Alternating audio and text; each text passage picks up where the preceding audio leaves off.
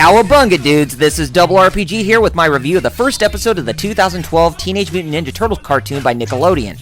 Granted, I never watch that many shows on Nickelodeon nowadays, but I'm fully aware that there are great shows on there like The Legend of Korra to garner many people to watch the programming block, but TMNT was what drew me to Nickelodeon once more.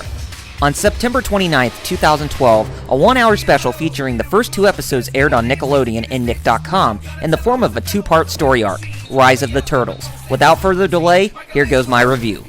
The show starts out with the Turtles training in their underground lair to see how well they fight as individuals instead of a team, which was something I was quite surprised with, to be honest. When you think of the Ninja Turtles, they usually fight together as a team.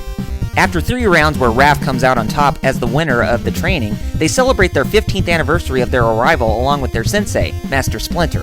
Splinter tells them about how they became mutants in the first place, and it's actually quite good for a reimagining. After that, Leo, Raph, Mike, and Don want to celebrate their coming of age by going up to the surface to check out what the city of New York looks like. Coming up to the surface may have proven to be a good idea and a bad idea at the same time.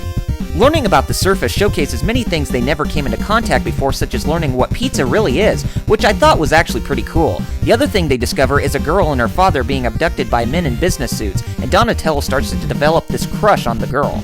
This silly act forces him and his brothers to jump down and fight the agents to save the distraught family, but to no avail. The agents would not back down, and they continue to chase the turtles as they escape, but Mikey is cornered by one who proves to be very strong. However, Mikey turns the tide by slaying the agent with his Kusarigama sickle, and he discovers that the agent was a robot in disguise. Now, where have I heard that phrase before? Anyway, Michelangelo inspects the robotic corpse only to find a mutant alien brain in its stomach. Mike tells his brothers, but they don't even trust his words, and they go back to the sewers to warn Splinter. Donatello insists that they must save the girl and her father, and Splinter agrees despite the risks on the surface. This is when we are first witness to Leonardo being the leader of this team, since the Turtles had trouble fighting the aliens in android bodies, where the cooperation was really shoddy. Leo and his brothers arrive back on the surface, and they come across the van that took the hostages away. They chase down the van and stop the driver in his tracks. Amongst the wreckage, a canister of mutagen, very similar to the one that is in the Turtles' lair, rolls out of the van, and it comes as a very shock to the 4 brothers when they witness its presence, and that is where the episode ends. I will say that the animation for this show is quite good, and I believe it is one of the better CGI showings I have seen in a long time. The cartoon has that American and cartoon humor that we love from the 1980s cartoons, and the voice acting only adds more to the charm. Of course, you can't call it a TMNT show unless Rob Paulsen is back. Oh yeah! Along with him, Greg Cipes voices Michelangelo, Sean Astin voices Raphael, and Jason Biggs voices Leonardo, while Paulsen plays Donatello this time around.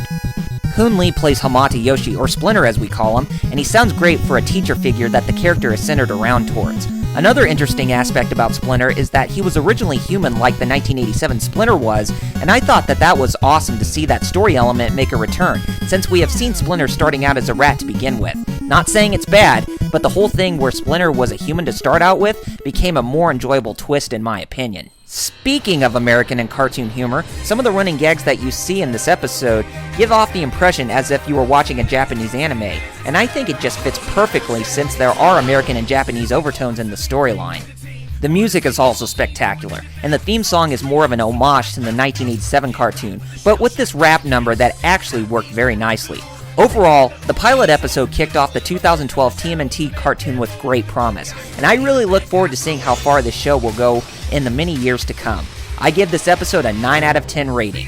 Tune in for my review of Episode 2, Rise of the Turtles Part 2, coming soon. This is Double RPG signing off, and I'll catch you later. High 3, Turtle fans!